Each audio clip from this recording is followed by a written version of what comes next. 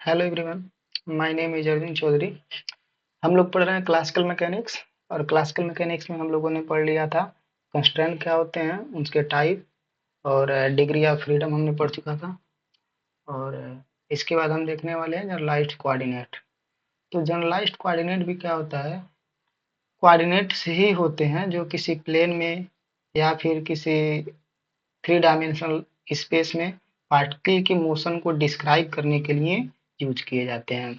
जैसा कि हमने पढ़ा हुआ था कि अगर कोई एक सिंगल पार्टिकल है और वो सिंगल पार्टिकल किसी एक्स वाई प्लेन में क्या कर रहा है, मोशन कर रहा है, तो उसके जो कोऑर्डिनेट थे जो इसके मोशन को डिस्क्राइब करते थे, वो कोऑर्डिनेट कितने थे, एक्स एंड वाई। और इसकी जो डिग्री ऑफ फ्रीडम थी, वो डिग्री ऑफ फ्रीडम थी एक सिंगल पार्टिकल, और जो प्लेन है एक्स वाई प्लेन है multiplied by two, degree of freedom केवल टू थी। अगर एक कोई पार्टिकल है और अगर यही पार्टिकल एक थ्री डायमेंशनल स्पेस में अगर क्या कर रहा है, मूव कर रहा है, तो इसके मोशन को डिस्क्राइब करने के लिए जो डिग्री ऑफ फ्रीडम हमने फाइंड किया था, वो फाइंड किया था 1 × 3 यानी कि 3 किया था। ऐसे ही यहाँ पे अगर पार्टिकल का नंबर 1 से लेके मान लेते हैं 2 हो जाए, दिस इज सेकेंड पार्टिकल, तब यहाँ पे अगर डिग्री ऑफ फ्रीडम हमको फाइंड करना है, तो इस केस में जो डिग्री ऑफ फ्रीडम होगा वो होगा 2 particle multiplied by in three dimensional space, this is 3। ऐसे ही जितने नंबर ऑफ पार्टिकल थे, अगर इनकी डिग्री ऑफ फ्रीडम हमको बतानी थी और थ्री डायमेंशनल स्पेस में मूव कर रहे थे, उसके लिए हमने डिग्री ऑफ फ्रीडम निकाला था 3n। वैसे ही सिमिलर वे में अगर हमको डिग्री ऑफ फ्रीडम निकालना है कि इस जो पार्टिकल है, इस पार्टिकल की डिग्री ऑफ फ्रीडम जो हमको बताना है, कुछ इस केस में बताना है कि इसमें हम कोई रिस्ट्रिक्शन लगा दें।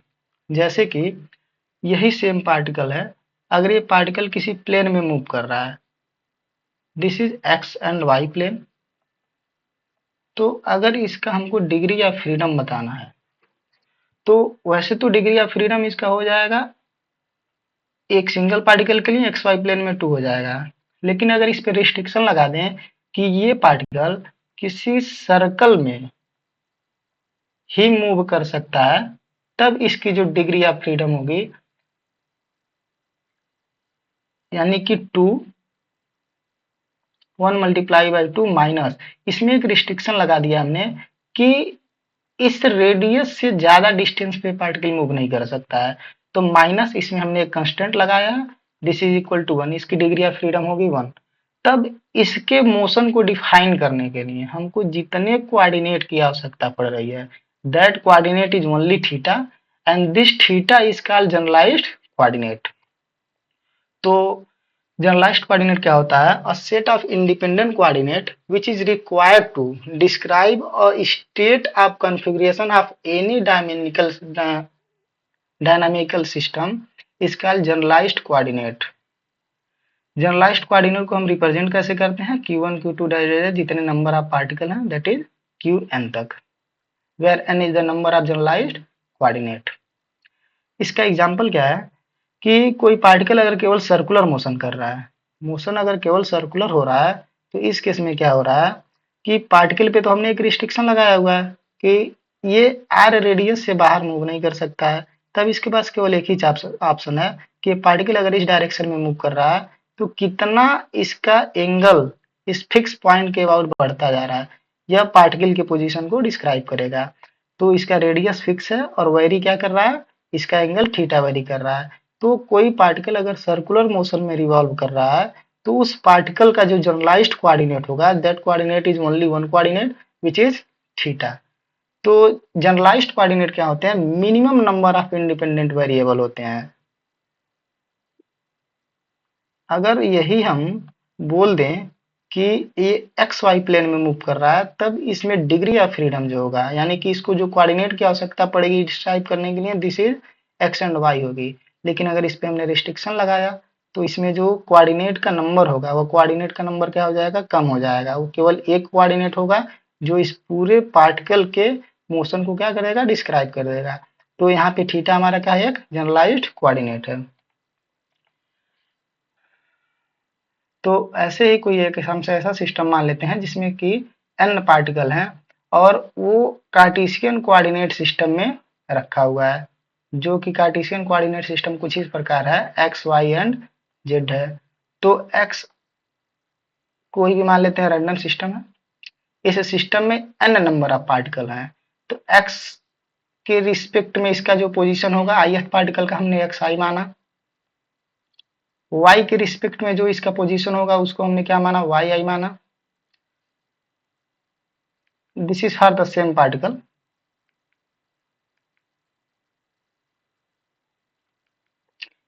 इस पार्टिकल के लिए मैंने x के रिस्पेक्ट में ith पार्टिकल का पोजीशन xi, y के रिस्पेक्ट में जो पोजीशन होगा that is yi and z के रिस्पेक्ट में जो पोजीशन होगा दैट विल बी zi।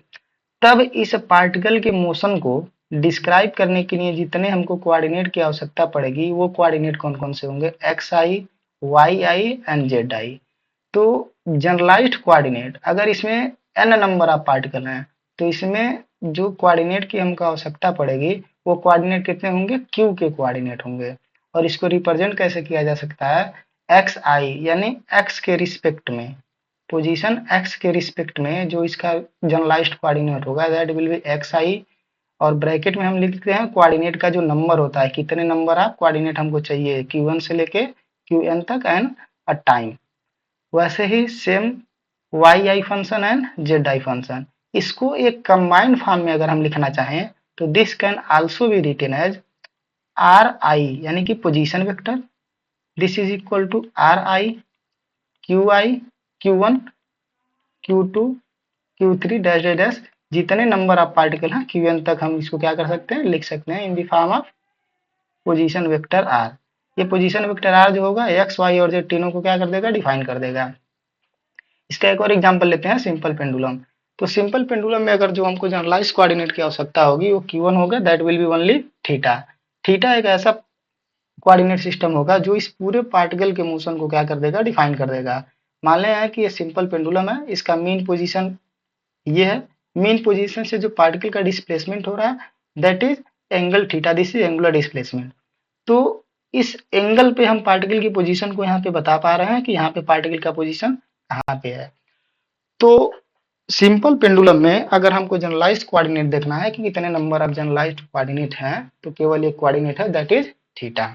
वैसे ही अगर एक और एग्जांपल हम लें कि अगर कोई स्फेरिकल सिस्टम है, if there is a spherical system then number of generalized coordinate required to define the motion of particle are theta and phi, theta and phi. क्यों, अगर कोई भी पार्टिकल स्फेरिकल पाथ पे अगर मोशन कर रहा है लाइक अ फुटबॉल, तो इसमें जो वेरिएबल होंगे that will be theta and phi.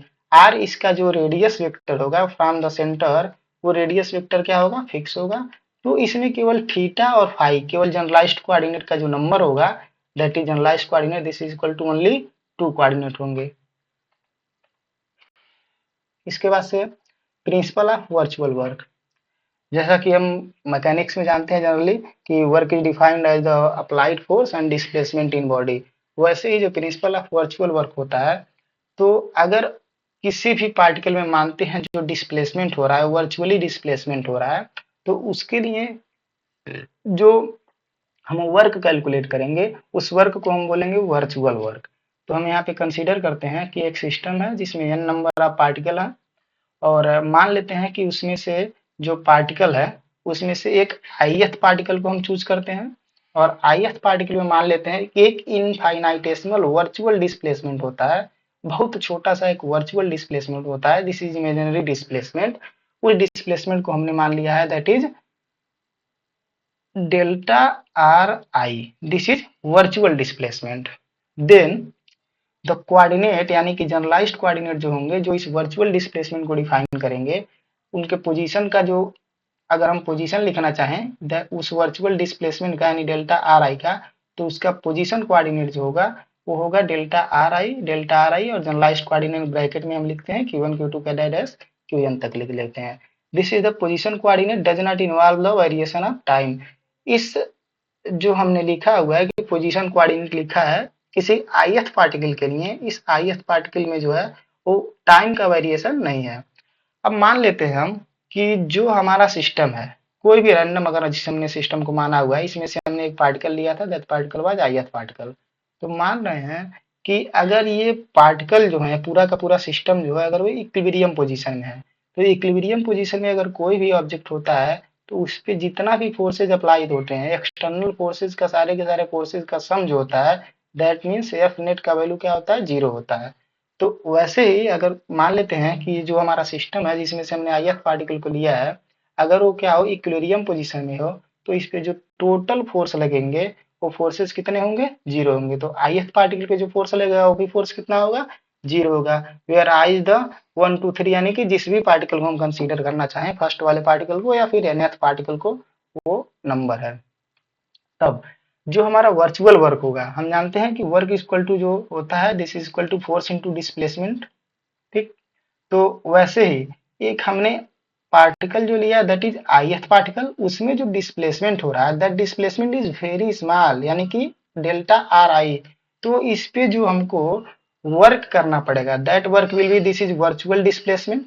तो वर्चुअल डिस्प्लेसमेंट है तो work will also be virtual. तो वर्चुअल जो वर्क होगा that will be delta W I which is equal to F I into delta R I, where force is Fi is the force on ith particle and delta Ri is the displacement. This is virtual displacement which is very small. This is the multiplied for all the particle delta Wi is equal to, मतलब कि केवल ith particle के लिए अगर हमने लिखा हुआ है तो virtual work done is equal to delta Wi equal to Fi delta Ri and this is equal to 0। वैसे ही सारे के सारे पार्टिकल के लिए अगर हमको कैलकुलेट करना है तो जितने भी हमारे क्या होंगे ith पार्टिकल के जैसा हमारा फोर्स आ रहा है, यानी कि फोर्स जो हमने लगाया दैट इज वर्क डन हमको फाइंड हुआ डेल्टा आर आई, वैसे ही जितने भी सारे पार्टिकल होंगे सारे पार्टिकल का हम क्या कर देंगे, सम कर देंगे।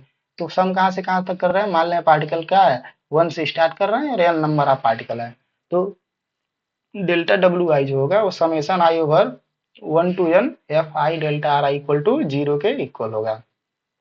ठीक, तो this result represent the principle of virtual work, यानी कि जो हमारा ये रिजल्ट आया इसी को हम क्या बोलते हैं, this is the principle of virtual work. और एक चीज हम ध्यान रखेंगे, जो प्रिंसिपल ऑफ वर्चुअल वर्क हम कैलकुलेट कर रहे हैं, ये प्रिंसिपल ऑफ वर्चुअल वर्क किसी ऐसे सिस्टम के लिए है, जैसा कि हमने कोई सिस्टम लिया हुआ था, रैंडम सिस्टम लिया हुआ था जिसमें ith पार्टिकल थे, नंबर ऑफ पार्टिकल आई थे। तो ये ऐसे सिस्टम के लिए एप्लीकेबल है जिसमें कि जो हमारा पूरा का पूरा सिस्टम है, इस सिस्टम का जो पोजीशन है वो स्टैटिक पोजीशन है, यानी कि सिस्टम कहीं मूव नहीं कर रहा है, सिस्टम पूरा का पूरा क्या है, रेस्ट में है। तो जो हमारा वर्क का ये हमारा इक्वेशन आया है, this is called the principle of virtual work which is defined as the work done is 0 in the case of any arbitrary virtual displacement of a system from the position of equilibrium. Equilibrium में है, that's why उस पे जो applied force है उस forces का सारे के सारे फोर्सेज का सम क्या होगा, 0 होगा। तो जो उस पे वर्क डन करना पड़ेगा that will also B 0, work done जो होगा वो कितना होगा, उस पे भी 0 होगा। The total work on ith particle is given I, देखें मान लेते हैं ith पार्टिकल जो है, अगर कोई भी बॉडी है अगर स्टैटिक पोजीशन में है, यानी कि इस पे सारे के सारे फोर्सेस का सम जो लग रहा है वो कितना हो रहा है, 0 हो रहा है। तो इसका मतलब ये हुआ कि इस पे जो फोर्स लग रहा है, यानी कि जो हम बाहर से कोई फोर्स अप्लाई कर रहे हैं, उस फोर्स को हमने माना हुआ है दैट इज एफ, एंड इसके लिए हमने एक सफिक्स लिखा हुआ है अपर स्क्रिप्ट यानी कि सुपर स्क्रिप्ट दिस विज, यानी कि जो हमने बाहर से फोर्सेस अप्लाइड किया है that is F A and F I. F I जो हमारा फोर्स है कि फोर्स ऑफ कंस्ट्रेंट है, कि यानी कि जो इस पार्टिकल का पोजीशन होगा, ठीक है, पार्टिकल का पोजीशन क्या होगा, फिक्स होगा, हर पार्टिकल का पोजीशन फिक्स होगा, इसमें कुछ क्या होंगे, फोर्स ऑफ कंस्ट्रेंट भी लग रहे होंगे। तो मान लेते हैं इसमें जो ith पार्टिकल है इसका जो फोर्स ऑफ कंस्ट्रेंट है दैट इज एफ आई है। इस इक्वेशन नंबर 2 को हम क्या करेंगे, इक्वेशन नंबर 1 में पुट करेंगे एफ आई के प्लेस पे। तो एफ आई के प्लेस पे इक्वेशन नंबर 1 में पुट करते हैं तो हमको रिजल्ट जो मिलता है this is summation over I equal to 1 to N F I that is external applied force on ith particle displacement virtually displacement delta R I plus summation over F I delta R I equal to 0। अगर हम बोल दें कि जो हमारा body है वो rigid body है, तो रिजिड बॉडी के केस में जैसा कि हमने पढ़ा हुआ है कि जो फोर्स ऑफ कंस्टेंट होता है वो फोर्स ऑफ कंस्टेंट क्या होता है, 0 होता है। यानी कि एफ आई का जो वैल्यू होगा दैट विल बी 0। तो फोर्स ऑफ कंस्टेंट अगर 0 हो जाएगा तो इस ऊपर वाले इक्वेशन में हम क्या करेंगे, पूरी की पूरी वैल्यू हमारी 0 हो जाएगी। तो हमको केवल क्या मिलेगा, summation over I equal to 1 to N F I A delta R I equal to 0। That is for equilibrium of system the virtual work of applied force is 0। This is important statement कि अगर particle कोई भी हमारा system है, अगर वो system कैसा है, इक्विलिब्रियम में पोजीशन में है, तो इक्विलिब्रियम पोजीशन में अगर होने के केस में कोई सी भी सिस्टम के लिए जो वर्चुअल वर्क होगा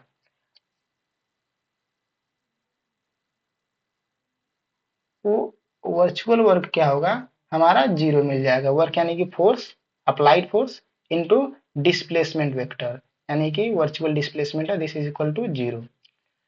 तो अगर हम इसको डिफिनीशन में लिखना चाहें तो ये डिफिनीशन में ऐसे लिख सकते हैं कि principal of virtual work only deals with the static system.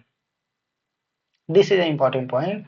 जो प्रिंसिपल ऑफ वर्चुअल वर्क होता है, यानी कि अभी हमने जैसा कि बताया है कि एक ऐसे सिस्टम के लिए एप्लीकेबल है जो कि क्या है, स्टैटिक पोजीशन में है, यानी कि ये पूरा का पूरा सिस्टम क्या है, रेस्ट में है, मूव नहीं कर रहा है। तो अगर कोई ऐसा सिस्टम है जो कि मोशन में है, किसी भी वेलोसिटी के साथ अगर मूव कर रहा है, तो उस पार्टिकल का या फिर उस पूरे के पूरे सिस्टम का अगर हमको क्या करना है, वर्चुअल वर्क कैलकुलेट करना है, तो उसके लिए एक डी अलेम्बर्ट प्रिंसिपल का यूज किया जाता है। ठीक, डी अलेम्बर्ट थे, डी अलेम्बर्ट ने अपना क्या किया, नया प्रिंसिपल डेवलप किया, उसी को बोला जाता है डी अलेम्बर्ट प्रिंसिपल। उसको देखते हैं क्या होता है डी अलेम्बर्ट प्रिंसिपल। तो डी अलेम्बर्ट प्रिंसिपल अप्लीकेबल है कि कोई अगर डायनामिकल सिस्टम है, यानी कि ये सिस्टम क्या कर रहा है, मोशन में है। डायनामिकल मीन्स मोशन में है। तो अगर सिस्टम मोशन में है तो इसके लिए अगर हमको क्या करना है, वर्क डन कैलकुलेट करना है, तो उस केस में जो हमारा वर्क डन होगा वो कितना होगा। तो न्यूटन के सेकंड इक्वेशन से हम जानते हैं, यानी कि जो न्यूटन का सेकंड लॉ ऑफ मोशन है, तो उसे हमको पता है कि F is equal to force जो होता है that is equal to rate of change of momentum का क्या होता है, बराबर होता है। तो ith पार्टिकल पे जो फोर्स होगा that will be equal to rate of change of momentum of ith particle. और इस dpi अपॉन dt को हम लिख सकते हैं dpi, और p के ऊपर एक हम क्या करते हैं, डॉट लगा देते हैं, और p को इधर लाके अगर हम सब्ट्रैक्ट करेंगे this will equal to fi minus pi dot, this is equal to 0। P जो हमारा है pi dot, this is reverse effect, यानी कि इस पे हम ऑब्जेक्ट पे फोर्स लगा रहे हैं, दैट इज फोर्स, कोई एक्सटर्नल फोर्स हमने अप्लाई किया ith पार्टिकल पे, तो इस पे फोर्स लगाए और यहाँ पे ith पार्टिकल है, ith पार्टिकल पे एक फोर्स लगा। तो ये पूरा का पूरा सिस्टम अगर इक्विलिब्रियम में है, पूरा का पूरा सिस्टम अगर क्या है, इक्विलिब्रियम में है, तो इस ith पार्टिकल पे जो फोर्स लगेगा, इस फोर्स के बदले ये जो पार्टिकल होंगे वो क्या करेंगी, एक रिवर्स फोर्स लगाएंगे, that force is P I dot, यानी कि इसको बोला जाता है reverse effective force. For the virtual displacement this will be equal to force into displacement, this is work done. तो यानी कि जो हमारा फोर्स आया हुआ है for virtual displacement, this is equal to force multiplied by displacement, this is virtual work done, this is work done। और हमको पता है कि किसी भी बॉडी पे जो फोर्स लग रहा है, यानी कि F I, this is equal to कि उस पे हमने फोर्स कितना अप्लाई किया है, यानी कि applied force plus F I, यानी कि फोर्स ऑफ कांस्टेंट, इन दोनों के सम के क्या होगा, बराबर होगा। तो एफ आई की वैल्यू क्वेश्चन नंबर 1 में अगर हम पुट करते हैं तो हमको जो मिलता है that is summation over I equal to 1 to n F I A minus P I dot into delta R I plus summation over I equal to 1 to n F I, यानी कि this is force of constant into virtual displacement in ith particle, this is equal to 0। तो virtual work done for constant force is 0। Constant force के लिए जो हमारा virtual work जो होगा किसी कांस्टेंट फोर्स के लिए, यानी कि एफ आई के लिए, वो वैल्यू हमारा क्या होगा, 0 होगा। दैट इज ये पूरा का पूरा फंक्शन 0 हो जाएगा। केवल क्या बचेगा, फर्स्ट वाला बचेगा, दिस इज 0। इसी इक्वेशन को हम बोलते हैं this is D'Alembert principle. हमारा यहाँ पे केवल एक ही फोर्स बचा हुआ है, इसीलिए इसको हम क्या लिख सकते हैं, I is equal to 1 to n F I. और यहाँ पे जो हमने फोर्स के ऊपर सफिक्स लगाया है यानी सुपरस्क्रिप्ट ए लिखा है, यानी कि जो हमने बाहर से कोई अप्लाई फोर्स किया हुआ है उसको हम हटा देंगे, उसका कोई मतलब नहीं है। अब फोर्स केवल एक सिंपल सा फोर्स बन गया है, this is F I minus P I dot into delta R I, this will be equal to 0। This equation is called virtual force, virtual work on a system which is in dynamic situation, which is in dynamic situation, यानी कि this is in motion।